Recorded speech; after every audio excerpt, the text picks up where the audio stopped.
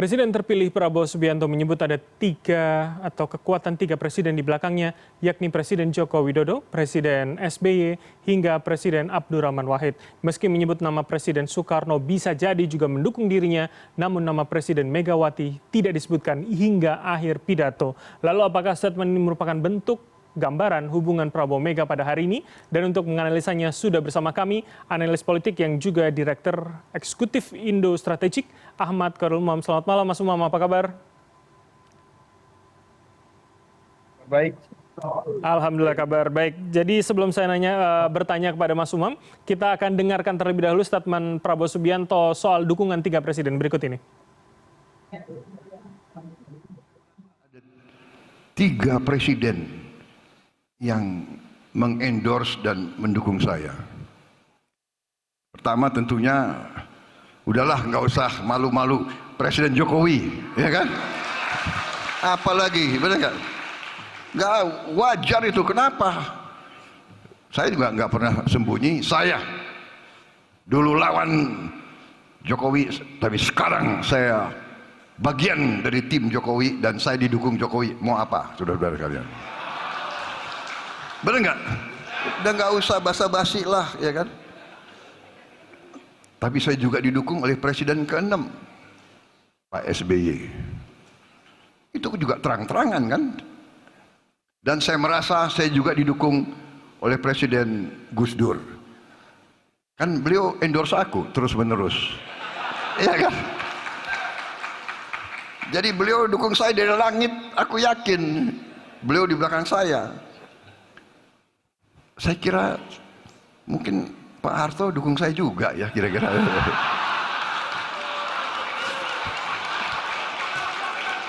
Pak Presiden ya.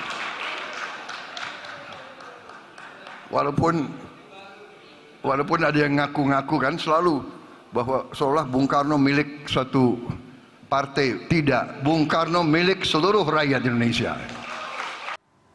Oke, langsung saja Mas Umam. Jadi artinya ini kalau disampaikan ke depan publik, bentuk komunikasi politik di depan publik, artinya ini menggambarkankah hubungan atau kemudian suasana hati begitu seorang Prabowo kepada Megawati?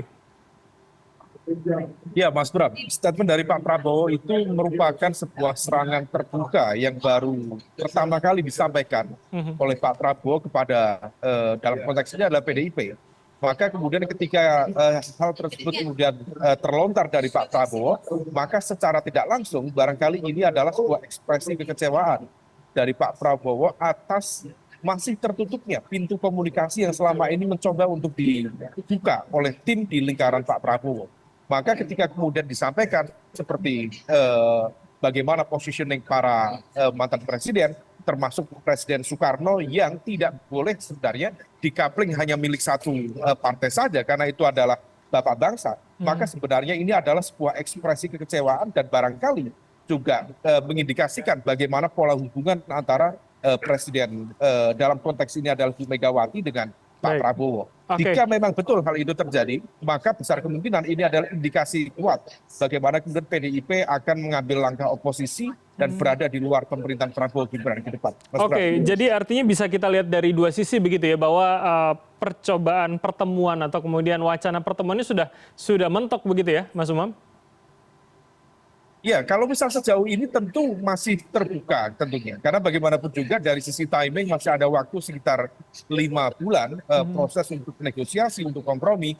Tetapi bahwa statement itu disampaikan pada momentum ini merupakan sebuah ekspresi bagaimana komunikasi itu betul-betul kemudian belum terbuka. Ketika kemudian sudah terbuka, harusnya tidak ada statement yang secara implisit sebenarnya menjadi sebuah bentuk kecewaan terhadap PDIP dan Bu Mega. Oleh karena itu, ini saya pikir adalah sebuah kode keras, sekaligus juga menjadi indikator yang begitu kuat bagi posisi dari Pak Prabowo sendiri dalam konteks komunikasi politik bersama PDIP dan sikap politik PDIP sendiri kepada Prabowo Gibran. Tetapi harusnya dalam konteks ini Mas Bram, memang lagi-lagi tidak ada barrier yang memadai antara Pak Prabowo dengan Bu Mega. Lagi-lagi pola atau proses komunikasi ini terhalang oleh pola komunikasi yang tampaknya memang ada luka yang cukup besar antara PDIP dengan Pak Jokowi. Maka bagaimanapun juga memang agak sulit dan Pak Prabowo juga menyampaikan dengan penuh kebanggaan mendapatkan dukungan dari Pak Jokowi, sementara kemarahan besar dari PDIP tertuju pada Pak Jokowi. Maka kalau misal kemudian dipertemukan, rasa-rasanya ada cukup banyak political barrier di sana. Nah, oleh karena itu situasi inilah yang kemudian menjadi concern dari sejumlah pihak, dan rasa-rasanya PDIP confirm untuk mengambil langkah oposisi ke depan. Oke, dan ini menjadi salah satu tondo begitu ya. Oke, Mas, tapi kalau kemudian banyak yang juga menganalisa bahwa ini konteksnya adalah Pilpres kemarin, bahwa ketika yang menang, ketika Prabowo terpilih, Prabowo unggul begitu, artinya ini karena ada endorse dari tiga mantan presiden ini begitu. Ya, bagaimanapun juga fakta politiknya memang demikian. Karena bagaimanapun Pak SBY sudah sangat clear dalam sejumlah kesempatan ikut mengkampanyekan Prabowo Gibran di berbagai daerah.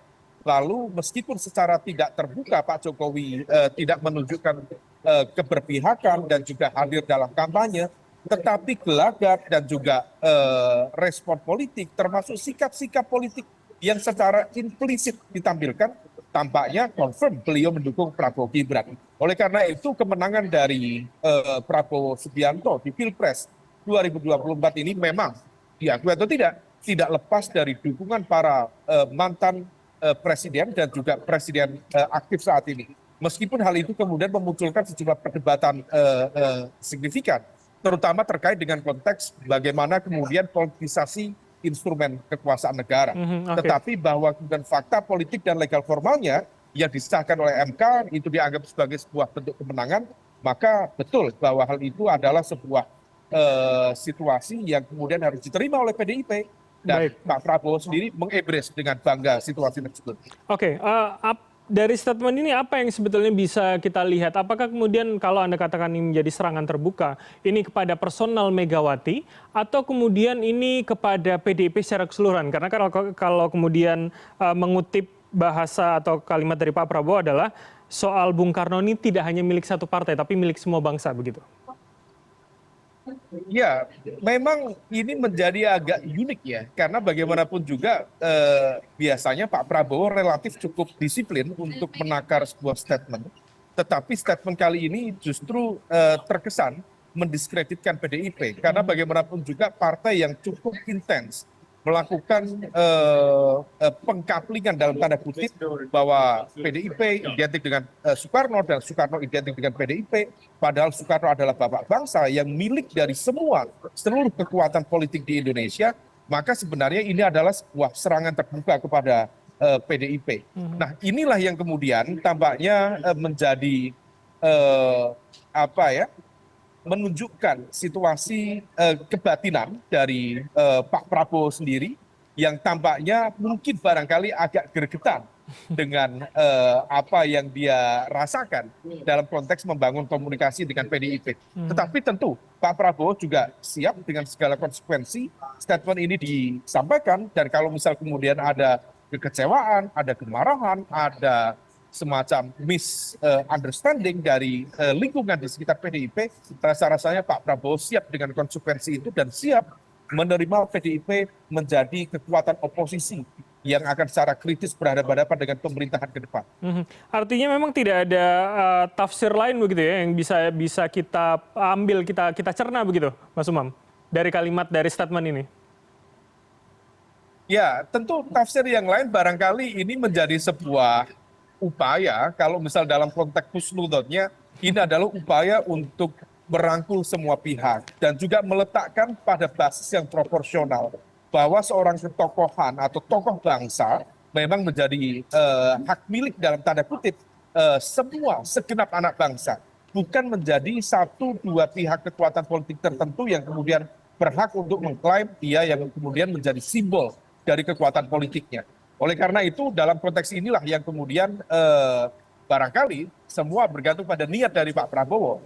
Apakah ditujukan untuk memberikan embracement atau semacam merangkul semua kekuatan, termasuk juga dalam konteks ini siapapun adalah bagian dari kekuatan nasionalisme keindonesiaan, ataukah sebenarnya ini menjadi sebuah serangan yang secara implisit maupun bagi saya juga secara eksplisit dialamatkan kepada PDIP. Itulah kenapa kemudian muncul kalimat Kalau tidak mau bekerja sama, maka janganlah mengganggu. Kami ingin kerja. Jelas, itu adalah statement politik yang dialamatkan kepada kekuatan politik tertentu yang per hari ini belum membuka komunikasi politik bersama pemerintahan Prabowo Gibran. Artinya ini spesifik. Tersisa ada dua, PDIP atau PKS. Ya, besar kemungkinan adalah PDIP itu sendiri. Oke, karena konteksnya disejajarkan dengan soal presiden tadi begitu ya? Betul sekali. Oke. Karena kalau misal bicara hubungan ideologis antara PKS dengan Soekarno tentu tidak nyambung. The only one, satu-satunya yang nyambung adalah PDIP dan Soekarnoisme itu sendiri. Baik, oke, ini menarik melihat juga memaknai dari konteksnya begitu. Terima kasih Mas Umam atas insight Anda, Direktur Eksekutif Indo Strategik telah bergabung sama kami. Selamat malam, sehat selalu Mas Umam. Selamat malam Mas Bram.